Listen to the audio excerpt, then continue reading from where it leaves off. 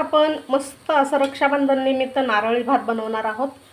तर इथे हे ओलं खोबरं घेतलं आहे 1 वाटी आणि इथे 1 वाटी बासमती तांदूळ घेऊन अर्धा तासापूर्वी मी पाण्यामध्ये भिजत टाकलेला आहे बघा। तर शक्यतोवर बासमती तांदूळ घ्या या भातासाठी। गूळ घेतला आहे, म्हणजे जेवढं ओलं खोबरं आहे तेवढाच गूळ घ्यायचा आपल्याला। इथे 2 हिरवी वेलची, 3-4 लवंगा आणि काजू बदामचे तुकडे आपण करून घेणार आहोत। आता सुरुवात करूया। आता ह्या पातेल्यामध्ये तूप टाकायचं आहे, साजूक तूप टाकते।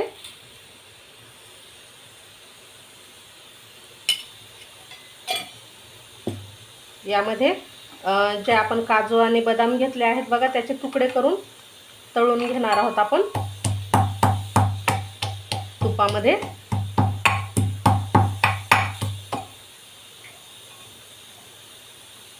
तूप गरम झालंय, आता त्यात हे तुकडे टाकते काजू आणि बदामचे।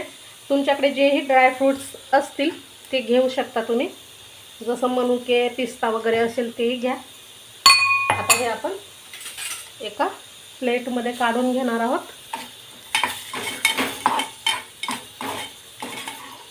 बघा, हे अशा पद्धतीने तळून घ्यायचे आणि एका प्लेटमध्ये काढून घ्यायचे। फार जास्तही तळू नका। आता यात आपण 3 ते 4 लवंगा टाकणार आहोत। लवंगा तळून घ्यायच्या आहेत आणि यामध्ये हा भिजलेला तांदूळ टाकायचा आणि मस्त असा भात शिजवून घ्यायचा आहे आपल्याला।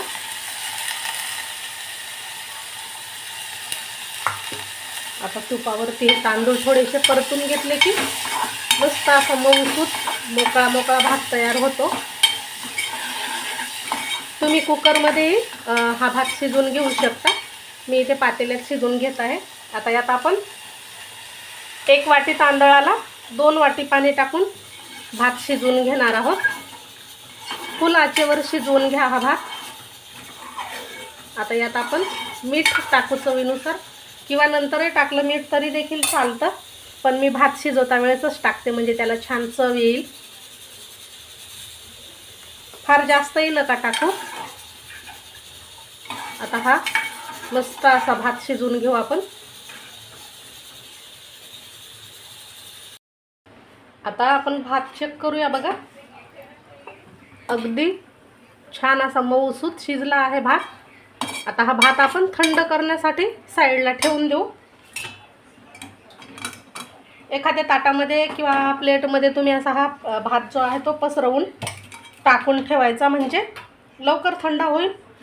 आता आपण या गॅसवरती कढई ठेवणार आहोत।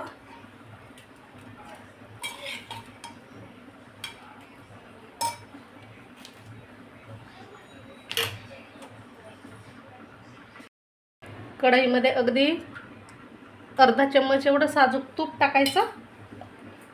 त्यामध्ये हा नारळाचा चव टाकायचा आहे, ओल्या नारळाचा, आणि मिक्स करायचं। आता यात आपण गूळ टाकून घेणार आहोत। जेवढं मी सांगितल्याप्रमाणे नारळाचा चव घेतला आहे किंवा नारळाचं किस घेतला आहे तेवढाच गूळसुद्धा टाकायचा आहे। हा भात कमी गोड अजिबात चांगला लागत नाही, गोडच करा। तर हे छान आता गूळ या नारळामध्ये मिक्स करून घ्यायचा आहे, म्हणजे विरघळून घ्यायचा आहे। तुम्ही हवं तर गूळ असं खडे न घेता किसूनही घेऊ शकता। मी इथे बारीक बारीक असे खडे करून घेतले आहे, ते आपल्याला यामध्ये मेल्ट करून घ्यायचे।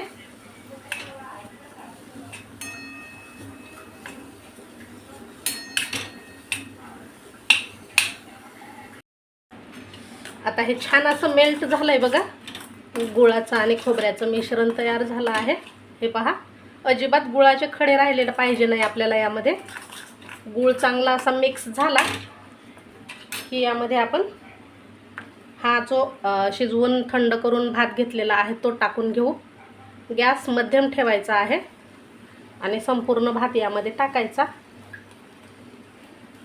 अलगद हाताने आपल्याला हा मिक्स करायचा आणि हा भात ना थंड करून घ्या, म्हणजे छान यामध्ये मिक्स होतो. अशा पद्धतीने अलगद हाताने, म्हणजे हे जे शीतं आहेत किंवा भाताचे दाणे आहेत ते तुटले नाही पाहिजे, असे मिक्स करून घ्यायचे. हे पहा, छान मिक्स झाल्याच्या नंतर यामध्ये कुटलेली वेलची टाकायची आहे. खूप छान स्वाद येतो. आणि आपण तळून घेतलेले काजू बदामचे तुकडे टाकायचे आहेत. मस्त लागतात खायला. आता हे पुन्हा आपण एक मिक्स करून घ्यायचं थोडा वेळ. आता याला आपण वाफ काढून घेणार आहोत. 2 वाफा काढून घ्यायच्या, म्हणजे अगदी छान हा भात तयार होईल. झाकण ठेवायचं आहे आणि 2 वाफा काढून घ्यायच्या. आता याला आपण 2 वाफा काढून घेतल्या आहेत बघा. आणि मस्त असा हा छान मिक्स झाला आहे आणि मोकळासुद्धा झाला आहे. आता गॅस करायचा आहे बंद आणि हा आपण एका प्लेटमध्ये काढणार आहोत. सुरेख रंग आला आहे आणि चवीला तेवढाच भन्नाट लागणार आहे. तर या नारळी पौर्णिमेला नक्की अशा पद्धतीने हा भात तुम्ही करून पहा. अगदी झटपट आणि छान होतो, खायलासुद्धा मस्त लागतो. तर असा आपला हा नारळी भात तयार झाला आहे. कसा झाला नक्की कमेंट करा. व्हिडिओ आवडल्यास लाईक करा, शेअर करा. भेटू अशाच छानशा आणि झटपट रेसिपीसह